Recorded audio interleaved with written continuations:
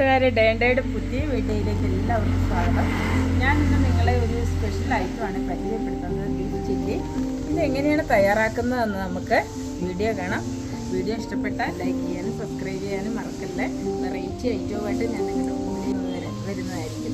1 kilo beef ഈ വലിപ്പത്തിൽ ഞാൻ പുഴുങ്ങി എടുത്തതാണ്. അത് നിങ്ങൾ കട്ട് ചെയ്യുമ്പോൾ ശ്രദ്ധിക്കേണ്ടത് ഈ നീളപ്പാട് കിട്ടുന്ന വിധത്തിൽ വേണം. ഇതുകൊണ്ടോ ഇതുപോലെ നീളപ്പാട് കിട്ടുന്ന വിധത്തിൽ ഇറച്ചി കട്ട് ചെയ്യണം. ഇതുപോലെ ഇത് ഞാൻ പുഴുങ്ങി എടുത്തതാണ്. അപ്പോൾ ഇതുപോലെ കട്ട് ചെയ്ത് പുഴുങ്ങി കൊണ്ടുവന്നാണ്. വെറുതെ ഉപ്പിട്ട് പുഴുങ്ങി എടുത്താൽ മതി. ഇതുപോലെ എന്നിട്ട് മൊത്തം ഇതുപോലെ നമ്മൾ പിച്ച് ചീന്തി എടുക്കണം. ഇതിനെ ഇങ്ങനെ ചെറുതാക്കി എടുക്കണം. ഇത് ഞാൻ മൊത്തം ഇതുപോലെ ആക്കിയിട്ട് വരാവേ. എന്താ ഇതുപോലെ എല്ലാ ഇറച്ചി ഇതുപോലെ പിച്ച് ചീന്തി എടുക്കണം. ഇതുപോലെ. ഇനി ഇതിലേക്ക് നമ്മൾ കാശ്മീരി മുളക് പൊടി 1 ടേബിൾ സ്പൂണ്,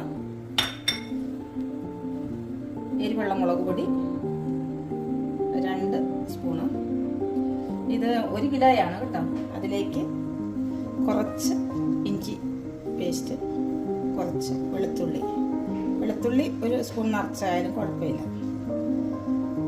അതുപോലെ തന്നെ 1 ടീസ്പൂൺ ഗരം മസാലപ്പൊടി, അതുപോലെ തന്നെ 1 ടേബിൾ സ്പൂൺ തൈര്, നല്ല പുളിയുള്ള തൈര്.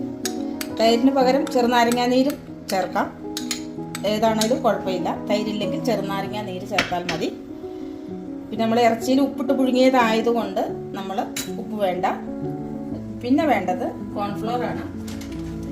അത് 1 ടേബിൾ സ്പൂൺ.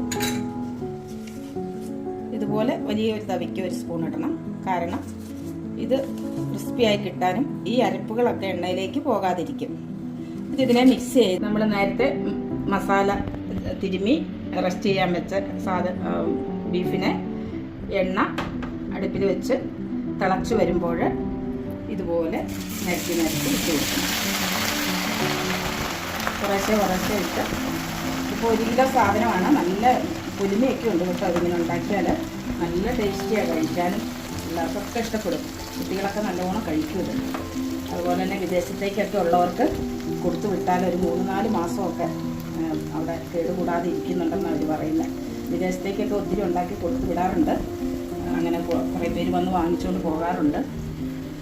ഇനി നമ്മളിങ്ങനെ ഇട്ട് സവോളയും കൂടെ ഇടണം. ഒരു ട്രിപ്പിന് ഒരു പകുതി ഈ പരുവാകുമ്പോൾ ഇതുപോലെ നല്ല ക്രിസ്പി ആകുമ്പോൾ നമ്മൾ കോരണം.